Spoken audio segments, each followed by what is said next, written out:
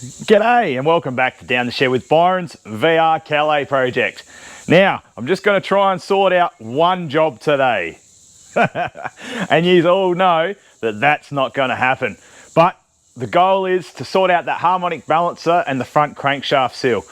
Now, I looked up the prices for that and rang up a few resources. It's about $300, $400 for a harmonic balancer. And I was like, do I even go that far and change it because of some other plans down the track?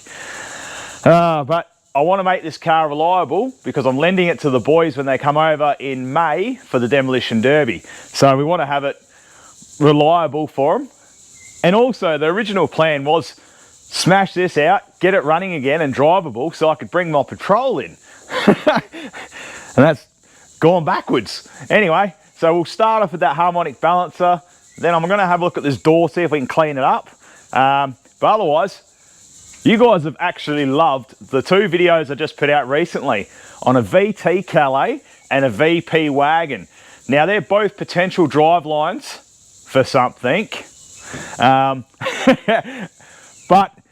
I couldn't believe how many people were interested in me rebuilding that VT Calais. I might have to take you for another walk around that thing because that's a nugget. The VP wagon, I'm so glad everyone said 5 litre the VR using that driveline. And also we've got some potential parts off that thing we can use. Now I'll take you for a quick walk around that VT again, just to clarify why I don't want to rebuild it. But hey, I'm up for the challenge and I'll probably need some help. So I'll hit up my mate Adrian if he's watching this. Mate, what parts have you got to help me out with the VT Calais? Otherwise, has anyone out there got a front bumper, windows, interior, the switches, a tail light, a radiator, front radiator support panel, lights, a March fly? Get out of it. Let's go for a walk and have a look. Now, I'm definitely going to stick to the original plan of getting both these cars running sweet before we make any plans on what we're doing. So the VP, if you haven't seen that video yet, it will be in the description. Basically, I pick it up, spend Friday sorting it out, get it running and firing, and yeah, pretty good. So the previous owners didn't really look after it. So it's been stoved in the front. So we've lost the Calais bar, fog lights, whatever else is there, headlights smashed in. The radiator support is all bent in. Again, it's nothing, I guess you'd say, major in a crash repair sort of scenario of how to fix. We need a windscreen, it needs a paint job, needs some dents repaired, needs some Calais wheels. It'll more than likely need all the suspension done, brakes, etc. We're missing little bits and pieces. The trim's a bit how you're going. Every window is broken except for the driver's side and the back little quarter window. The interior is just rotten, as in it's been in the sun for that long. As soon as you sit in it, it'll rip. There's an example just down there. It's just torn. It's, yeah, anything's rebuildable, yes. But there is a lot of work, a lot of time and money it needs to go into this car. Okay, a tail light, that's nothing. Series 2 VT, we can find them somewhere. Is the boot garnish any good? Yeah, it actually doesn't look too bad. It's probably stained with a good wash. Depends on inside here, if we can get that to clear out. But again, I'm not too keen on rebuilding this thing. Like I'm up for the challenge, but how many projects do I need? I guess unless someone out there actually wants to rebuild it, let me know. We might be able to work out a deal and you might be able to help me fund another project. But I'm thinking, I shouldn't think, but that's going to be the perfect candidate if I want to V8 my VR. We've got the driveline, which is pretty much the exact same as what a VR is, as far as I know. The only problem with that is I don't know electrically what, crosses over between VP and VR. So I'll probably hit you guys up later and just ask, has anyone else done this? Does the ECM, and again I haven't looked, does that plug straight into the VR? etc, etc. The plug's the same. Do you have to put in a piggyback thingamajig and all that kind of stuff, or make your own harness? Now that's not one of my strongest points, but I'm willing to give it a go. But let's just start by getting it running properly first, clean out the cooling system, get the fuel system working, get it running and driving as is, so we know we have got a good drive line. I'm going to do the same with the VT. We're going to service that and do what we need to do with that. I have got bits and pieces off me mate James's old Statesman. Now, if people want to rebuild that, we should rebuild that. This is an Olympic edition, but a V6. Oh, no, what did I even say that for? Right, let's get back to the VR. Those things can sit there for now. I'll sort them out later. Our mate Dave from Bad Q, he hooked me up with a heap of free engine oil. Now, I'm gonna use that to try and flush these out initially. Then I'll go and buy some other decent stuff and we'll give them another flush, another filter. I've got some transmission fluid, so thanks man, that saves me massively because that's a big ticket item. Since we've done those engine mounts, now I've got a little tip for that one.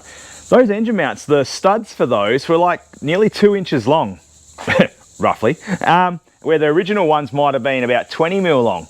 So is it worth cutting them off, cleaning those threads up before trying to fit any of those new engine mounts? I think it would be feasible to do that because the angle of those bolts coming in as you lower the engine down, it might save you a few headaches. Right, now, this is another reason why I'm thinking I should replace that harmonic balancer. I have a feeling it might contribute to the vibration we've got now. When I start it up now, it starts like mint, it's running, but I can feel a vibration throughout the whole car now. Is it the eBay special engine mounts or is it the harmonic balancer because the dampener is stuffed? We'll pull that off now and we'll have a look. So I'm thinking, if I plan one job, what possibly could go wrong that's going to make me go backwards any further? Then I'm looking going, on that VP, the air intake box is looks like it's an actual VR VN style one, because this has got the air temp sensor in the back here, which I may have taken out of a VS, I think it was at the time. So I might be able to replace that to make it original as well for now. Oh, I didn't show you my throttle linkages that I done. Come have a look at this. I think I showed you in the last video, I used that citric acid and cleaned up all these brackets and it brought them up mint, except for that one there. And then I just used some galvanized bloody Dulux respray paint, found some random bolts that I had, which I might change out later so they look uniform. But now it's made it look too good, hasn't it? Now I'm thinking, I've already done a mud map on the belt, so we remember how that goes back together, hopefully. How do we undo the crankshaft bolt? Now there's several different ways, and I was, because I was on night shift the other week, I was YouTubing it and having a gander of just other tips and tips of how to do it. Now there's several ways. You can pull the starter motor out, lock out the ring gear because it's automatic. There's different tools you can buy, but I've seen one with a ratchet strap where they run the ratchet strap from a certain point, which now look down there, we've got the cross member down there with two eyelets. I'll bring you in and show you out in a minute. We might be able to choke the harmonic balancer with a ratchet strap. So wrap a ratchet strap around it, choke it, ratchet strap it, and that might be enough to actually do it up or undo it. Otherwise, rattle gun, a few duggers. But I know the bolt has to be torqued up to about 250, maybe 300 Newton meters. I'll double check that though and get back to you. I'll put it up in the screen of what I'm talking about. But how much room's in here with a V6? I'll pull that fan out the way now. With the fan removed out of the way, look how much room we've got to party. So now we can just get the rattle gun, straight off, start pulling it off. But if you don't have that, what can you do? Well, remove the fuel pump relay so it won't run on you, start it up. work out the direction of which way this is spinning. All right, we'll do that now and have a look. All right, let's turn that over now and just check the direction that it's going.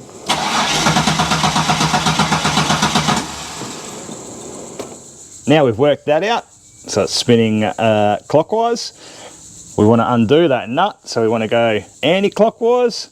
So if we put a socket and a breaker bar on there somehow and strap it into place, when we go to turn it over, that'll come up and act as like a pivot point, stopping the bolt, and hopefully we've got enough leverage to crack that bolt.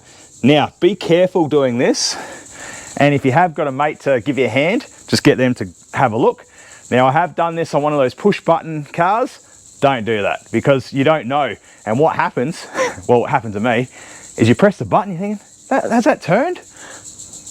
What's that smoke? Ah! Because what happens is it goes to turn, my bar locked up straight away. I didn't realize it didn't crack the bolt and the starter motor's cooking because it's trying to start. Now, because I learnt that, I want to share that with you. I stuffed up, so please don't stuff up. Right, let's try that and see what happens. Okay, you guys ready for this? I have a feeling I probably should have gone on the inside of the sway bar link there. We'll see. I'll just crank it and see what happens. You ready?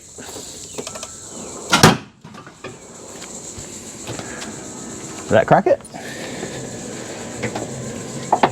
We'll try again. I don't think it did.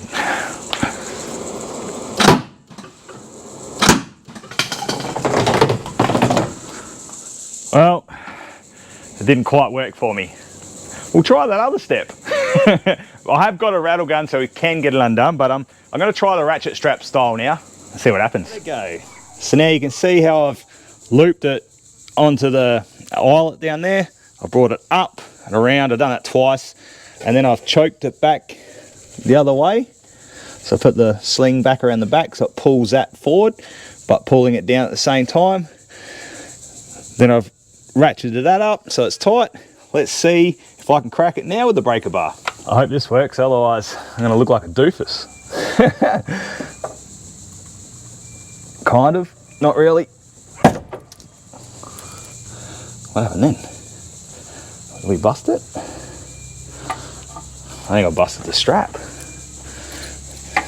All right, take two. I've actually got the ratchet strap eyelet now holding on to the recovery spot because I couldn't get the loop to go through initially, but that is what popped through.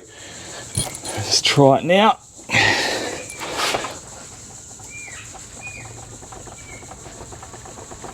Oh, man. Oh, I think we're having some success. What was that, me breaker bar? Oh, I reckon that might have been working. Let's adjust the socket. Yes, look at that. Ah, get out of it, March fly. We've got it. Let's crack the harmonic balancer bolt. Whew. How cool is that trick? Putting the ratchet strap on there. I actually love that. Don't have to go under there, take the starter motor out. Cool. We've got that out now. The next challenge, pulling the balancer off. Oh man. Now I've just got the eBay special harmonic balancer pulling tool fitted. Now this is what I brought. I've used it once and it's done really, really well. I'll have a look on the good old eBay again and I'll try and find the link for it, or at least the part number, and I'll put that in the description for you. There's one little fault that I reckon is with it, but I'll show you that now, is that this little spigot here, when you try and put it in, doesn't fit through the harmonic balancer initially to push onto the crank. So I've just double checked to make sure that's going to be okay. I've just covered it with some grease. I can't remember what I did on the other engine, but it just went in and doesn't, what do you call it? Hopefully it doesn't affect the threads on the end of the crank. Let's try, see what happens. It feels nice and smooth. Hopefully that's coming off.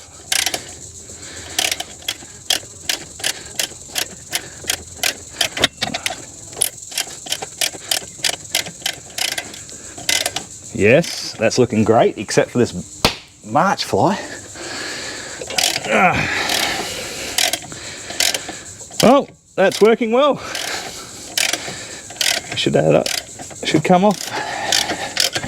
There we go. Ta-da! Let's have a look at that on the bench.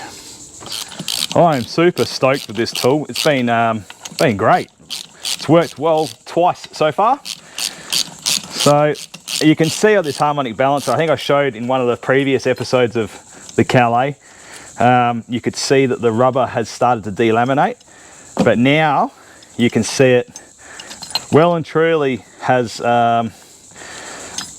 it's seen better days. Yeah, have a look here. It's all cracked, it's perished all around the actual crank.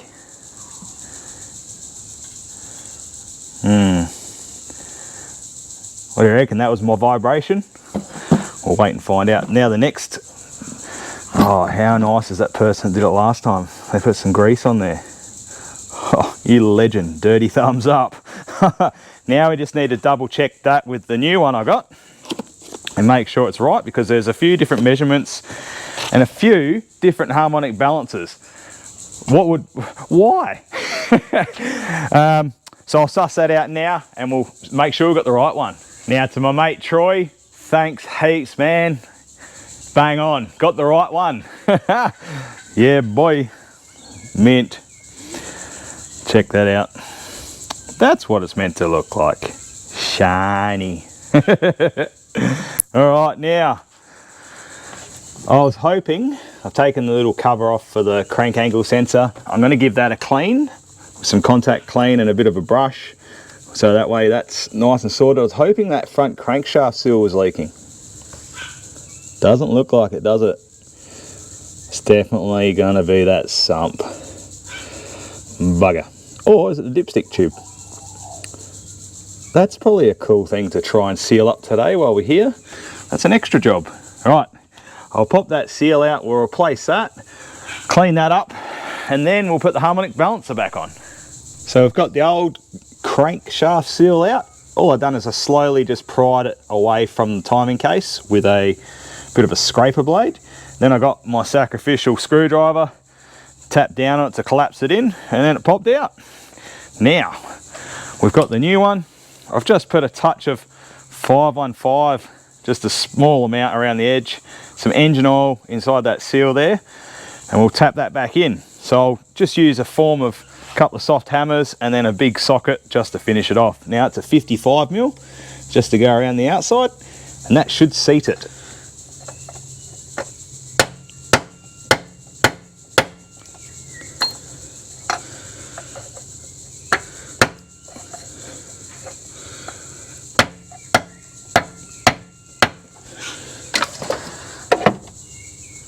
Yep, that feels all right.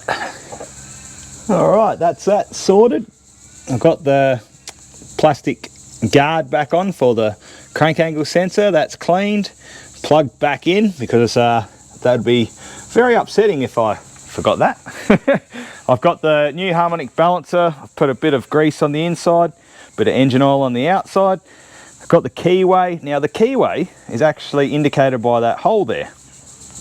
So we've got the hole there as well. So that's where that keyway lines up. What we've got here, and I've just realised, this happened to fall right at the top there. Can you see where the keyway was? How good's that?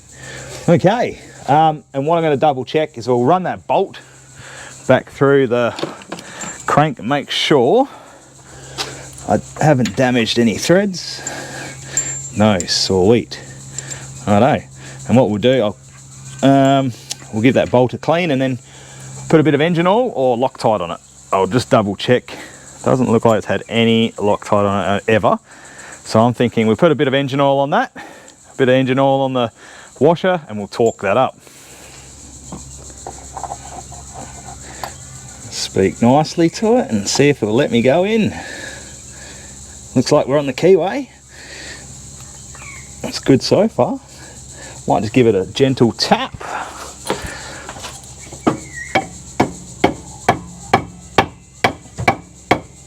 Okay, we'll see if that bolt reaches, and we'll tighten it up gently. Now this is completely up to you what you want to do here. I'm just using a bit of engine oil on the bolt and washers.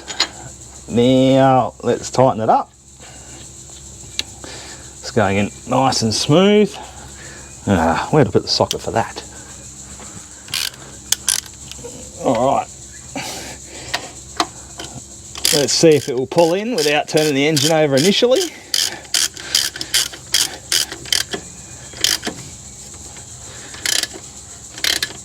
Nice.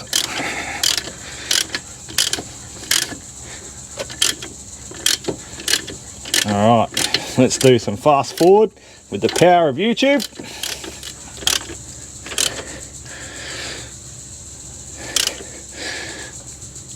Yeah, I'm pretty sure that's home. Looks like it lines up with the air conditioning pulley anyway. So what we can do now is do our strap idea again, and we'll torque it up. Righto, let's just double check the torque spec for this. 270 to 325 Newton meters. So I've just gone straight to 320. Oh, how good's that? I love this idea. Okay. Oh, it's just slipping. Righto, we'll try and tighten it up a bit more. Even with it tightened up even more, I just can't get it. So what I'm going to do, we'll take that strap off, and I'm going to try and put some rubber underneath and see if that grips it a bit more. All right, take 3. We've got a bit of rubber in the groove there. Hopefully this strap can hold it now. Come on, baby. Whoa, no. No, we're just walking that off. All right, let's try another scenario. What can you do when you're at home, besides taking the starter motor out and locking out the flywheel? Can we do? So I've used a bigger strap, and I've had to come back to the actual body anchor point. Wrapped it around a few extra times. It's tight now. Now let's see if we can do it up. Whew. Right. 4th time lucky. Maybe.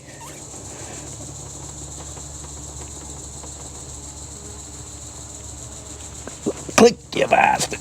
Oh. Seems to be working.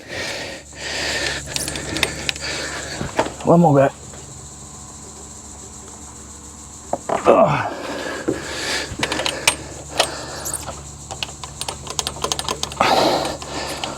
Ah.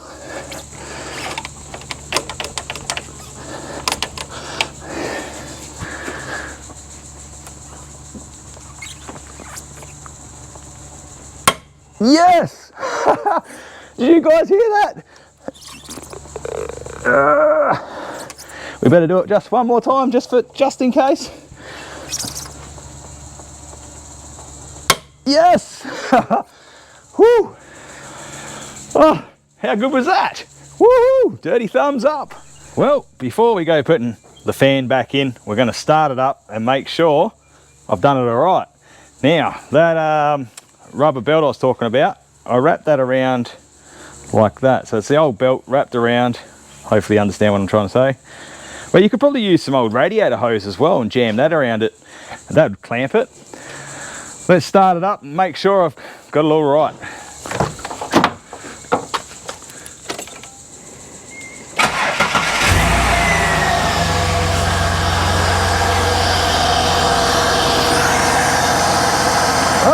That looks good so far. Let's see if it's still vibrating on the inside of the car.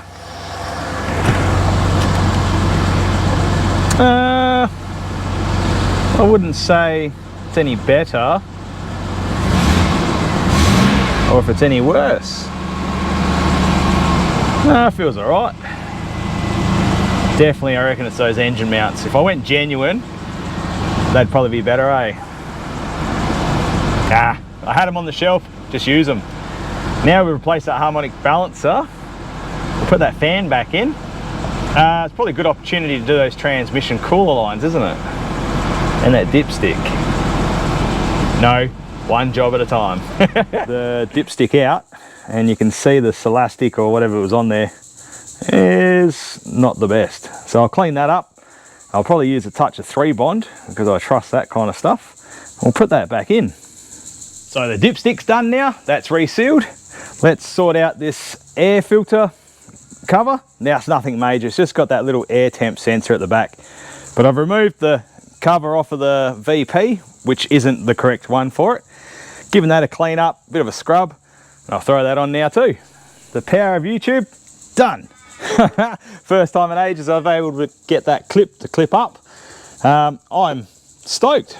Once I pulled that off, I noticed that it was actually broken somewhere. We have another again. Oh yeah, there it is. It's actually broken. Not that that would have stopped. Wouldn't have stopped much anyway, but righto. Awesome. I don't want to get too excited, but we've got the harmonic balancer done, crankshaft seal done. We've sorted out the dipstick tube. Oh, that wasn't a very big go, but it's a little go. We've got the air filter cover box done. So that's 4 jobs. I haven't gone backwards yet. Touch wood. Right, I'm gonna have a look at that VP Commodore's driver's door and see if we've got that plastic we needed for the inside. And if we have, mint. But otherwise I had heaps of people reach out and say, like, use a bit of this plastic from Bunnings, or bodybuilders, they do a plastic as well. So old mate from down in Albany, can't remember your name, bro, but he does Rex to Restos. He reached out to me and said, yeah, try this bodybuilder stuff. I had a quick gander at that and I thought, yep, that's probably the plastic I'll use if we can't find something on this VP. But how good's that? Woo! Bugger. It was wishful thinking anyway. So I got the door card off, no plastic, and the window regulator looks like it's fallen out anyway. They're those pot rivets.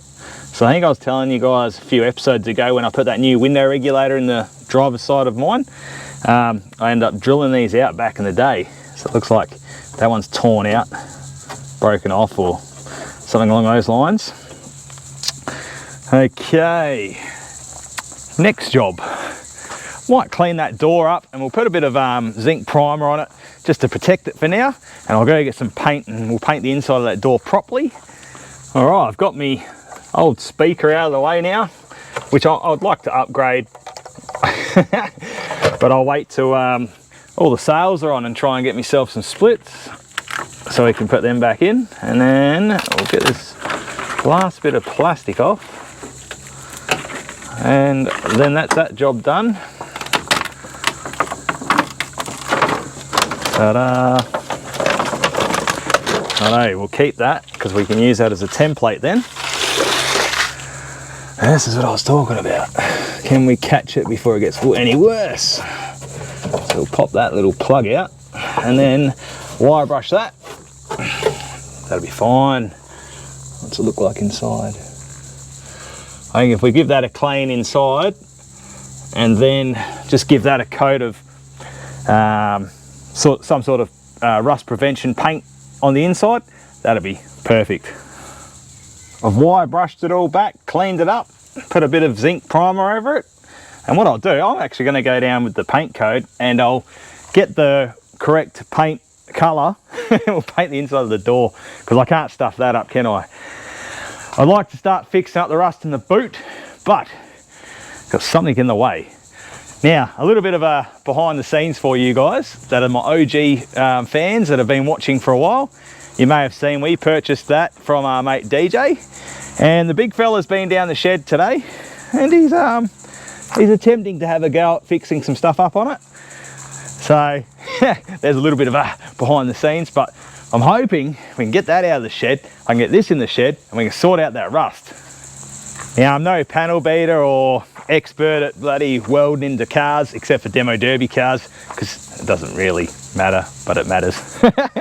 But we've got that rust hole just in here, which goes back around here. So I'm going to try and die grind that out or cut that out, and we'll weld a new bit of steel in there. But I spoke to my mates at AAA Windows. They're going to pull these windows out for me, and you wouldn't believe it. The other week when I was having dramas and threw me toys out the cot, I parked the old girl up and I was like, what is that? And the windscreen down the bottom here, I don't know if you're going to be able to see it, there's like a crack through there. I'm like, no way, how did that happen? And then this week I'm looking at it and there's another crack. I'm like, that is, so I had a joke to myself. I'm like, I haven't even started on it and I'm going back 3 jobs. So I'll let that paint dry. We'll see what we can find down the shop with that paint code and get another can of paint. And see if any speakers are on special, and we'll go from there. Well, I ran down the shop and sorted out one of those pre-made cans of paint. All good now. I think I've done a pretty good job. So I've done 2 or 3 coats over it. That's going to be fine. Even gave the inside a bit of a run or 2. But what I'm thinking now is I'll order some sound deadening just to put down the bottom on the inside of the door there, and then I'll order that bodybuilder's plastic that goes across here, and we'll seal that up. And now I'll move on to checking out the rear doors. Now the central locking and those has been playing up, and we'll have a look at that. In the back seat with Byron. Right, now let's have a look at this central locking. Let's watch these 2. I press the button, front locks, back didn't lock. That one didn't lock either. Unlock, nothing. Okay, so lock, nothing, unlock. Right, I can't hear anything on this passenger side, but on the driver's side I can hear the actuator trying to work. So maybe the rod's come off. We'll start on the driver's side first. So trying to be careful when taking a door card off. Oh man, this I'm gonna need a couple of these little red lights that go in the side pillars here. What are they called? Like courtesy lights as you're getting in. The front one just disintegrated. That one was already disintegrated, and it was literally just the lens just sitting in there. So that's a bit of a pain in the butt. Now I remember Safety Grandpa had this sorted out because he accidentally crashed it, and possibly the crash repair didn't put that back in and didn't tell him, and Safety Grandpa being Safety Grandpa just accepted it. Anyway, got that off. Power window switch. Hopefully I can get that off without breaking it. There we go. So yeah, if anyone knows where to buy those little red lights from, not the ones you put out the side of your house, the ones for the door, let us know. Alright, see what's happening here. Oh, it's trying. Nah. So I reckon the coil inside that actuator is knackered. Alright, we're on the passenger side. Let's have a look at this one. Nothing. Nothing. Is it even plugged in? Yeah, it seems to be plugged in. I guess I could check for power there, couldn't I? But I reckon that one's dead as well. We'll have a look. Alright, with a test light, we'll just go for unlock. Yep, power there. And if we go for the other one, that should be lock. We've got a lock. Let's grab a multimeter. Set that to the old bloody beep beep. There we go, we've got a beep. Put that in the, I presume that's the earth. Is that a scratch there? There we go, we've got an earth. So to me, that section of the harness is fine. It'll be the actuator in here, the coil. Now I did score a couple of these from the good old U-Pullet wreckers. Let's go see if we can find them. Safety Grandpa, if you've made it this far, I found them. I just gave me dad a call and went, I cannot find them. Where are they? And then I had to think about it, and I was like, they might be with the driver's seat that I put in the back corner on top of the Premier, in the back corner over with the tarp. And anyway, let's have a look. Let's see if this actuator, can you guys see that? Just here, there we go. All right, let's do a bit of going in and out. Lock, unlock. Okay, so we've got an actuator that works. One more test before we put it in.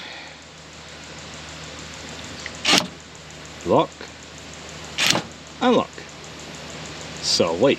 One of those jobs that you just got to go by feel. Come on, baby. I can't even see. Hopefully clicks into place. Now we've got a little bit of rust on this door too. I think I might go through all the doors and we'll just check any surface rust or anything that has started to build up and fix it while we're here. Ah, man. Hold your tongue in the right spot and I'll get it. Maybe. Feels like it's in. Yes. That final clip.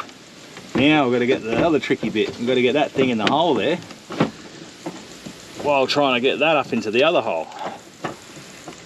Come on. Righto, that's that done. Let's test it now. I should put some lube on that lock assembly. Now, that should be lock. Yep. Unlock. Oh, we're in. Oh, wicked. Dirty thumbs up. Now I've just given it a coat of silicone spray. We will come back to that door later. I might give that a quick wire brush and a clean out and put sound deadening in that one and do the same as what I've done on the driver's side. Now we'll move on to that driver's side rear and I'll get that done. But I'll get stuck into that now, get that happening while we can. And hopefully next episode we can sort out some of these rust problems and interior. We'll pull that out and give that a clean and make that look $1,000,000. Righto, dirty thumbs up and I'll see you when I'm looking at you.